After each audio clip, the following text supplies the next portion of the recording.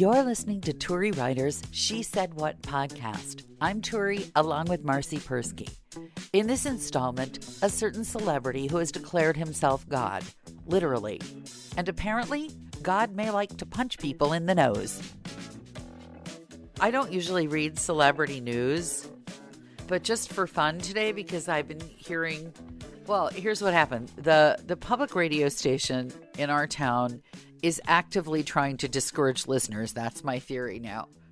Like the minute you think that they're talking about something you might be interested in, they take a hard turn and talk about something you're not interested in at all. So for no good reason at all this morning, they were talking about your favorite songs of last year. And they might as well just have hung a shingle out saying, if you're over 25, please turn your radio off now. Because I'd heard of maybe two of these people. And I sort of keep up. But then they started talking about Kanye West, who's now going by the name, what is he going by? Ye or Ye? Ye. Ye. As in Kamal Ye. It's short for Jesus. Oh, right. Jesus, right. That's right. It really does pay off in America to be publicly mentally ill if you're talented. It just does. Because as we record this, he's either been arrested or will soon be arrested for allegedly getting out of his car and punching a fan in the face. Who allegedly, the guy allegedly asked him for an autograph as he was leaving some building, and they had words. And then what's his name got out of the car and punched the fan in the face. And I just thought, how famous must you have to be to get to the point where you could punch your fans in the face?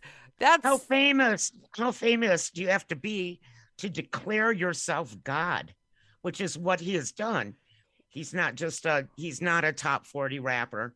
He only sings songs for God, and he has declared himself God.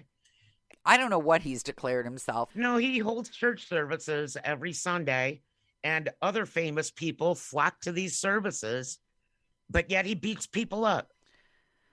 Well, this isn't out of step with any number of religious organizations. He's just overt about it. There are all kinds of religious organizations that, if you catch them at an off moment, there's beating up and burning down and breaking of glass and limbs, and all in the name of whatever deity. And I'm not excluding my own. There is no religion that is exempt from having its share of people who, for one reason or another, feel that what God wants them to do is beat people up in some way or other. And so he is actually, this may be carrying on in a tradition of beating people up. Coincidentally. Yes. Or maybe not coincidentally, he was announced today as a headliner for Coachella, which is a concert that I have no desire I know what Coachella is. Oh, you don't want to go to Coachella? Oh, no. Harry Styles, Ye, and Billie Eilish, who I happen to like. Those are their three headliners. I do like Billie Eilish. Can I just say that I've absolutely had it with women who sing like they're 8 years old? I don't think she sings like she's 8 years old. Oh, God. And how much have you listened? Enough. Oh, see, I like her. I like people that sound like you can hear them right away and tell that's Billie or that's, whoever, Halsey or Adele. Yeah, I like a lot of those people, but the people but I can recognize their voices. They don't sound like anyone else. Well, you can recognize my voice, but you're not going to go hear me at Coachella. I'll take Coachella money. Somebody I know who was a musician and an audio engineer, during the lockdown, when you could see people outside and the weather is always good in Berkeley, they had Coachella on their block. I thought that was really cute. Yes, that is clever. I would have gone for that. I would go to that. And I still want to know, how famous do you have to? I would like to be famous enough, not that I would, but I'd like to be famous enough that I could just start punching my fans in the face and have it cost me nothing. Like, have that even increase my belovedness. I would never, ever do this, mind you. Even if they were really, really annoying. I might have a fan arrested because some of them are really, really creepy, and I've already had to do that. But I would punch some anti-fans. I don't think I punch people who actually like me, Right.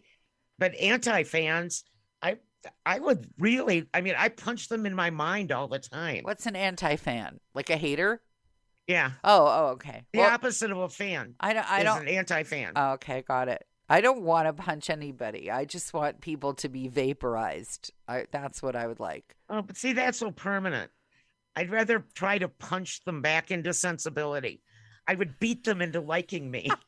I really used to hate that chick, Marcy Persky, but after But she now punched I me, really like I her. really like her a lot. So you're saying that given enough battery, people will change their views. Stockholm syndrome. Okay. Yeah. All right. Now playing on Marcy's car stereo, the Patty Hearst mixtape. That's right. And who knows who Patty Hearst is? I bet none of my children do. Well, they might. She's the reason that we all know about Stockholm syndrome. So that's her True. legacy. That is true. For those who don't know, she was kidnapped by a way too late anti-government group in the Wasn't 70s. it the FALN? Now it's some outfit that called themselves the Symbionese Liberation Army. And, of course, nobody knew what Symbionese actually were. So we all tried to look it up, but I don't think it existed. I think we're there. I don't know. We know one of the guys who did it, actually, and went to prison for it. He's a nice guy now, but... Yeah, he was really quiet, never caused any trouble. He was lovely. Brought me chicken soup when I was sick, helped us bury our dog. But his now ex-wife said that she felt it was PTSD from Vietnam. Might have been. Anyway, but Patty Hearst was an heiress to the Hearst printing newspaper fortune, and she was kidnapped, and she ended up falling in love with the group, supposedly, and becoming one of them. There you go. And that's why that's the origin of that whole how did it come to be Stockholm syndrome? What does Stockholm have to do with it? I forget. Something with war or something. Prisoners of war. Oh, they were kept in Stockholm, were they? I don't know. The level of my ignorance, the level and depth of my ignorance is starting to really frighten me. Thank God there's Google, or thank ye there's something. Anyway, I just I just like to make statements and make them sound like fact. Oh, my kids do that. My kids do this where they make these statements, and I started keeping a hat at the dinner table, and I would say, "Here, talk through this." There you go. Yeah. They would just say these outrageous things. Now, the small cutie, imagines that he's going to be, I sound like the worst mother. He's starting to try doing open mic nights. He wants to be a stand-up comic. And I've never thought he was particularly hilarious. He has many other talents. But what he started doing is sitting down at the dinner table because he's home from school and trying out all this god-awful material on us. And I finally, after 3 nights of it, I said, we are not your open mic. This is not dinner, eat your food and have a conversation and stop saying bizarre, outrageous things that we're supposed to applaud or heckle you for. I will heckle you right away from the dinner table is what I will do. Like if you wanted to be a downhill skier, I wouldn't expect you to line up your poles and boots underneath the dinner table. Why do I have to get a listen? cane with a hook? Like Showtime at the Apollo and just I think I'm gonna have to go. I'm gonna have to go back to the hat and just put it down over his entire face. A donut that you sit on would work too. I'm just not one. I'm just not one of these mothers. You just got that, didn't you? Yeah, the hemorrhoid pillow. Yeah. Well, they also make the donuts for the dogs who shouldn't be licking places, and that would work for him too. Yeah. One of those pillows. I realize sometimes that I'm probably a terrible mother because I should be saying, that's so lovely, sweetheart, that you're doing stand-up. No.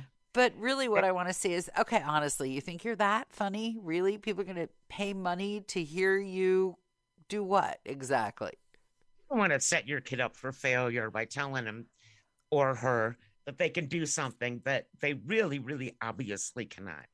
I haven't said he can't, because every now and then he tells me about something he tried at open mic night that sounds amusing. And I'm He glad. just needs more practice. Well, great, but not at the dinner table, because No. at the dinner table it just sounds like complaining. There's a time and a place for everything. Right.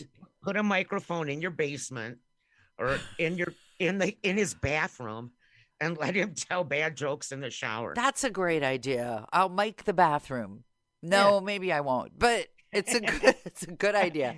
Or you could put a muffled mic. There. Or you could put a mic that's not plugged in. Yeah, let him practice. Let's get one of those like Practice in the Mr. mirror. Microphone shower things. Yeah. Practice in the mirror, and if he laughs at himself, it's good. If he doesn't, then he needs to work on that joke. He cracks himself up fairly regularly, which is also a bad sign. Yes, it is. It definitely is. I think people who crack themselves up are probably, in general, I mean, every now and then it's fine to crack yourself up, but best not. I crack myself up a lot, but it's not with stuff that I say. It's like in my head, and I'll just start laughing for no reason. Mm-hmm. And people will say, "What are you laughing at?" And I just say, "It's personal. It's private." You probably found this to be true. There are plenty of places where you are allowed to have a casual conversation or make fun of something. And then there are places where that very same conversation is just not acceptable. Like if it's the locker room, nobody wants to talk to you. At the grocery store, sometimes they want to talk to you, but you have to be very, very careful because often they have an ulterior motive. Yep. If you're standing in the aisle looking at a jar of marshmallow fluff, thinking, this is probably the worst poison I could put in my body, but I really like s'mores, so I may get some, but you haven't said anything, that is their golden opportunity to tell you how unhealthy it is. They will have a diet which they will whoop on you and make you listen to for 60 minutes about if you eat this bar and that bar and what it did for them and their digestion. And if you're not careful, you start hearing about what kind of bowel movement they had and it's all over. Diets and supplements. I don't want to hear about any of that. I just supplement people drive me nuts. Unless these people are just looking for any excuse. Well, if you go totally vegan and I have this special cereal that's totally, if I hear the word vegan one more time, I don't know what may happen. I may just kind of do a Rumpelstiltskin or explode or put an earwig in my ear. I don't know what I'll do. I just don't know. You're nasty. Something. I'll do something. Is it true that earwigs actually will go in your ear? You know what? I would never, ever in my life investigate such a thing. That's what the internet is for. I would be awake. I would be awake every night. That's what waiting Snopes for a is for. Earwig to go into my ear. That's what Snopes is for. All those myth busting sites. Right here. We're gonna look right now. I'm gonna look right now. My brain is very susceptible. I want to know. Okay, I'm asking Snopes.com if earwigs can go into your ear. Right, Snopes.com. Now I have actually heard of spiders laying eggs in people's brains that went in through their ears. Okay, I'm Googling earwigs. Ears on Snopes. Okay. Can a bug crawl into your ear and into your brain? Yes. Claim bugs crawl into a person's ear, make their home there, and then slowly eat their way through to the brain. Rating false.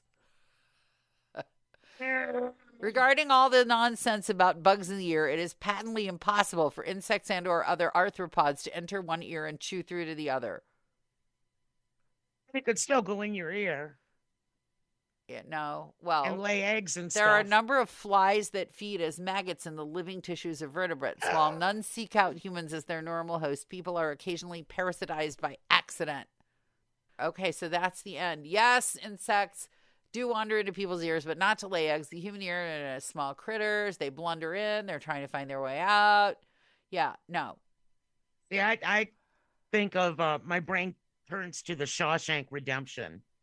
You know, a bug in my ear, chiseling through and hanging up a poster over the hole so that I don't know that it's there. I don't know anything about this. You've never seen the Shawshank Redemption? I think I have, but I blotted out any part of that.